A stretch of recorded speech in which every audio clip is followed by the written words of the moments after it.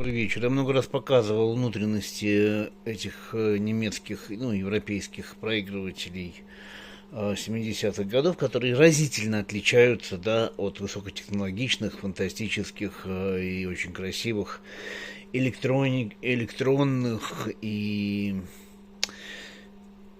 приглаженных, то есть сделанных на уже роботами, уже, ну, как это сказать, высокоточных, удивительных всяких тонармов, там, автоматики, ну и электроники, да, повторюсь. А в этот момент в Западной Европе продолжают делать аппараты, которые внутренне и внешне похожи на танки времен Второй мировой войны. Собственно говоря, они не только похожи, но прямо оттуда, из этих патефонов, газонокосилок, они и вышли. Вот, и изготавливаются по-прежнему с такими вот моторами, которые стоят, наверное, на автомобилях там. Ну, единственное, что тонарм, конечно, поприятнее, но тоже. Вот.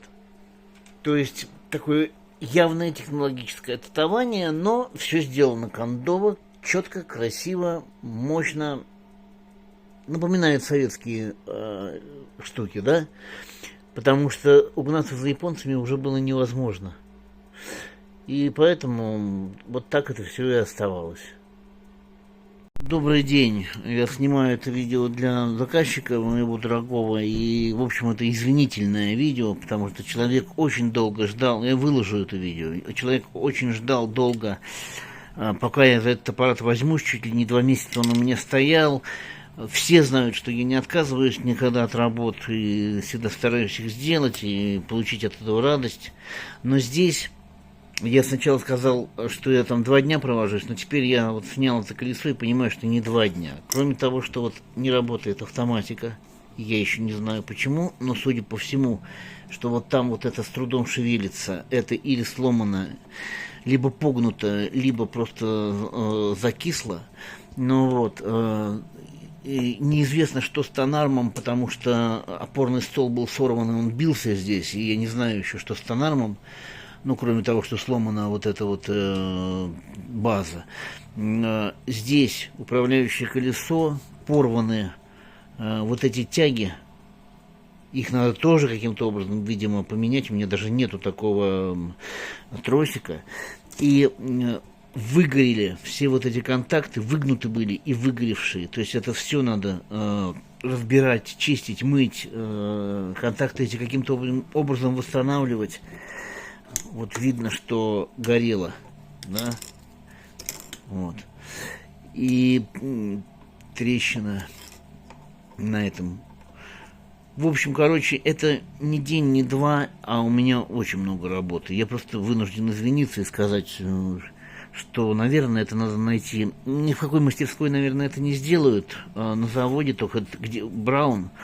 Наверное, надо найти какого-то такого же вот любителя, мастера, как я, который когда-то по вечерам дома ремонтировал подобные вещи, чтобы он месяц там другой сидел, потихонечку разбирал, вымывал, выпиливал, вытачивал, заказывал, подбирал и что-то такое делал, чтобы заработало это управляющее колесо, контактные группы, чтобы заработала автоматика, переключались скорости, возможно, надо восстановить еще базу тонарма, посмотреть, что с тонармом, конечно же, судя по тому, в каком это состоянии, тонарм в таком же, то есть его тоже надо разобрать, подшипники вымыть. В общем, мне заниматься этим некогда, я этим не могу терять неделю на этот аппарат, и это экономически невыгодно уж мне, простите, пожалуйста, то есть у меня нету совести там просить больших денег там за работу, поэтому нужно найти какого-то любителя, который с удовольствием восстановит этот проигрыватель. Но это, к сожалению, не я, увы и ах.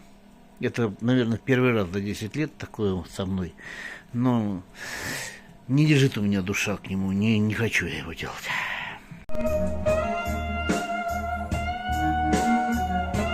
Хорошо играет. Оба канала чистенько. Правый.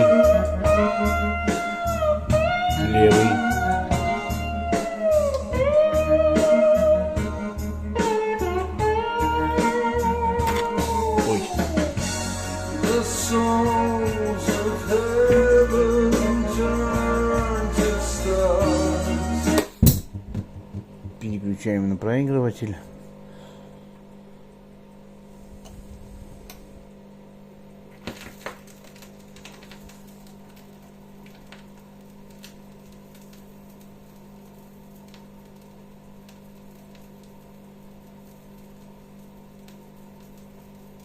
Ну, немножко фон, это фонокорректор.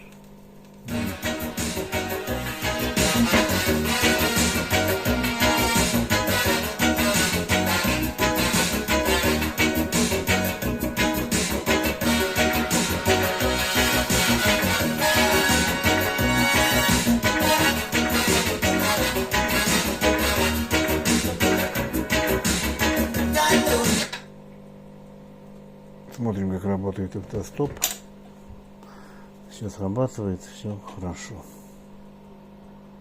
Ну вот, собственно говоря, аппарат он в порядке, как было видно. Скорость отстроена, тонарм все работает хорошо. Аппарат проходил когда-то профилактику. У него внутри сохранились все бумажные вот наклейки, как разбирать, как собирать, как обслуживать. Здесь вот отдел для всяких прибамбасов, из которых сохранился только переходник на 45. Ну, все так прикольно сделано. Кондова, значит, это полный автомат, освобождает. Даже защелка здесь металлическая, как бы все как надо. Ну и говорим ему старт. И он начинает вполне так хорошо работать, как добропорядочный автомат. Вот он, ролик, все хорошо.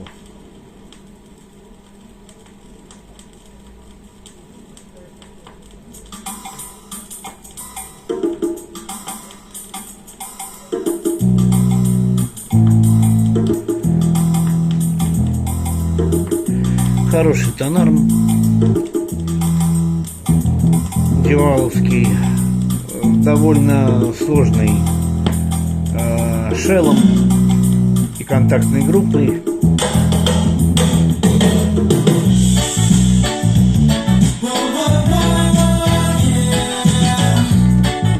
Но для смены, очень удобные для смены головки звукоснимателя. Все с ним хорошо, на хороших подшипниках, такой с пружинкой прижимной силы, с антискейтингом, рассчитанным и на конусную, и на эллиптическую заточку иглы, со всеми регулировками скорости, установки иголки на пластинку, автостопа. Ну, в общем, короче, такая приятная история, такая кондовая. Вот. Можно посмотреть, как отрабатывает автостоп на всякий случай.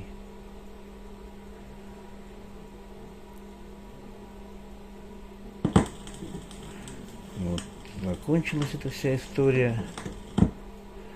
Ну, все нормально. Не тянет иголку по пластинке, ничего, то есть хорошо все. Я в нем ничего не делал, только поменял кабель. Ну, фонокабель. Поставил новый, там надломился родной. На колокольчике поменял и все. Ну, не к этому, к тому, насколько этот аппарат вот, мне нравится или нет. Это немножко другая культура, инженерная, я бы сказал, моих дедов. Она не вызывает во мне таких эмоций положительных. Мне кажется, это каким-то анахронизмом эти аппараты. Но роликовые аппараты с тяжелым поворотным опорным столом и с такими тонармами вполне привлекательны по-своему. Есть люди, которые их любят. И звук, который они как бы